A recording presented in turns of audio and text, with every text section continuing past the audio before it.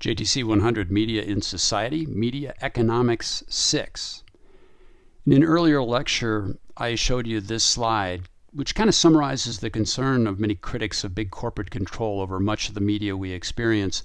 Now, there's one other concept I held back so I could talk about it this lecture, but it really relates to everything on the list, and that is the influence of United States media on global markets, which some fear might result in a form of cultural imperialism, like an influence, a social control from this powerful set of institutions, which people worry could be exploitive of those cultures.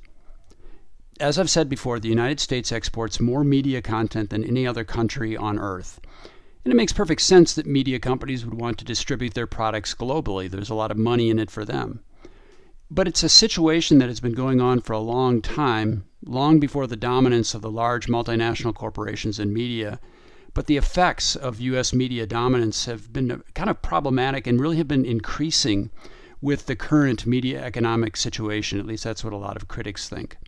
So they take the model of synergy that we discussed earlier, and they apply that model to markets in other countries as well, so that, like in the U.S., a few companies control how the world is entertained and gets its information and its news. So, where to begin? I think your text has a section on global media. In fact, I know it does. And so I won't repeat that history, but I do want to share a story about something that happened just as World War II was breaking out that really kind of set the pattern for what we have today. In 1940, the United States established something called the Voice of America, or VOA, to counter World War II enemy propaganda and to disseminate propaganda from America, information from the United States. And so just so you can kind of get a sense of it, let's just listen to part of the first broadcast. Hier spricht eine Stimme aus Amerika. Aus Amerika im Krieg. Unsere Stimmen kommen zu Ihnen aus New York. This is a voice speaking from America. A voice from America at war. Our voices are coming to you from New York, across the Atlantic Ocean to London, from where they are relayed to you in Germany. Today, America has been at war for 79 days. Daily at this time we shall speak to you about America and the war. The news may be good or bad. We shall tell you the truth. After the end of World War II, the United States immediately engaged in what is now called the Cold War with the Soviet Union. The U.S. continued its Voice of America broadcasts then, and it does now. This international broadcasting really sets the tone then for the export of media from this country as it continuously and successfully expanded its listeners for many decades.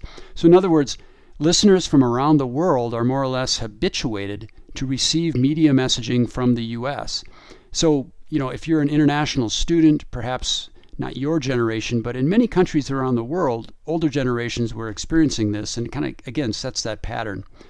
The Voice of America is still in operation. Its central office is in Washington, D.C. It's funded under a congressional appropriation. And there have been what are called surrogate services or spin-offs from Voice of America, such as Radio Marti, which is broadcast into communist Cuba. That's always been a focus. They have 200 million listeners a week in VOA broadcasts in 45 languages.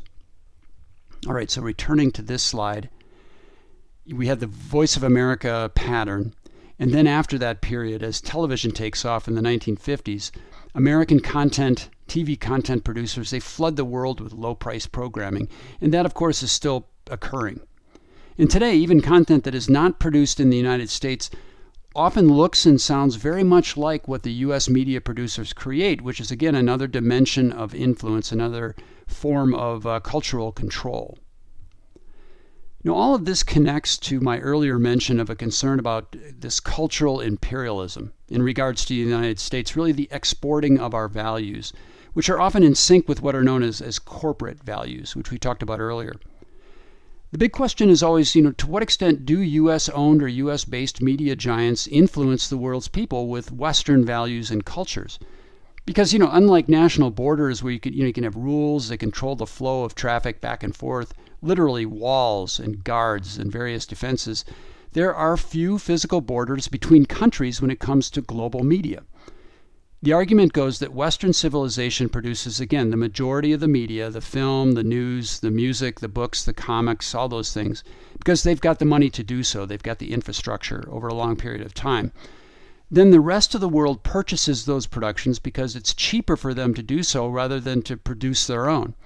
Therefore, these nations outside of the West are consuming media filled with the Western world's way of living, believing, and thinking, and these non-Western cultures perhaps would then start to want to do the same things in their countries, and many fear that that could have a negative effect on their own culture.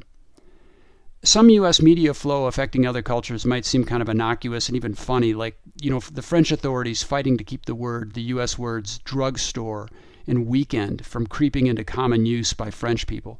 The French also made it illegal to print certain U.S.-based words, including hamburger and cartoon, considering such words debasing of their language. But some consequences of cultural imperialism could be more serious. American values of consumption spread through media content, including advertising. Maybe they alienate citizens of poorer countries, leaving them feeling frustrated that they're seeing and hearing about, goods and services that they can't afford, and maybe a quality of life outside their reach, no matter how they work.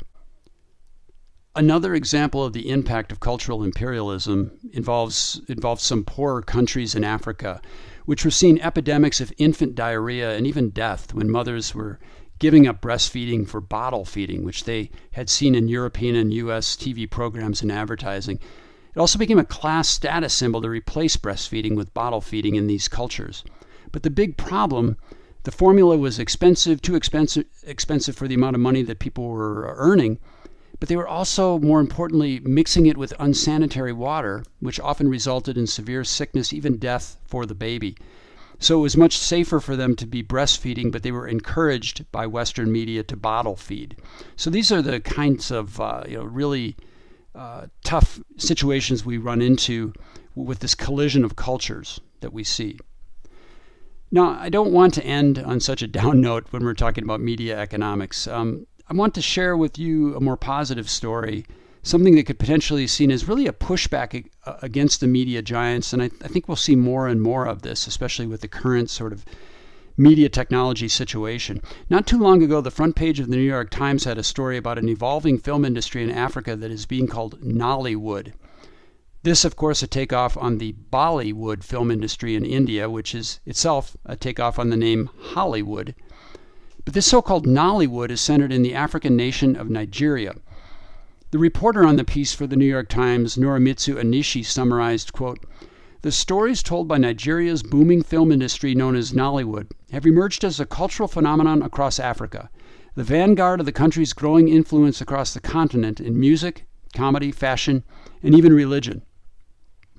Now, according to Anishi, less than a decade ago, the Nigerian film industry was turning up movies that were basically slapped together with very low technical quality.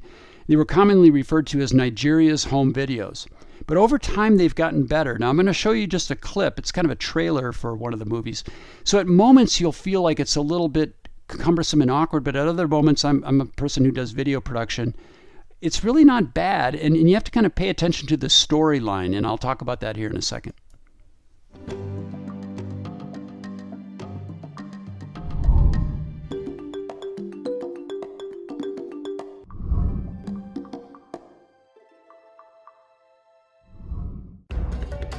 We are finally back to our fatherland, land of my birth, but where we come, we feel very happy, land of our roots. Since you people came back from this your Congo, I have noticed the way you dress. You have to change your clothes, the way you dress, your footwear, your hairdo. You need to start wearing makeup and all of that. If you have to be my friend, then you have to look like me. Since when did they start wearing this kind of dress? Since they became friends with Okachama's daughter. What are you wearing like this? Okacha!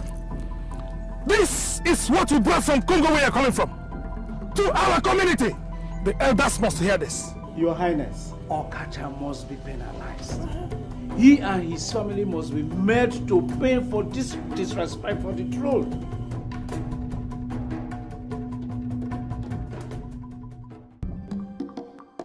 Very different than what we would see coming out of Hollywood. But I mean, they've really moved quite a bit in the last 10 years. For one thing, the steady drop in prices of high-quality recording equipment has allowed Nollywood producers to really up their game as far as video quality and film quality. Also, the ability to share these films on satellite and cable television channels has been very important, and also the availability of streaming services and the ability of Nigerian filmmakers to more easily communicate with other filmmakers around the world to sort of learn and to compare notes. And then as far as the concept, it's the topics themselves of these films, Onishi sums up a final important fact.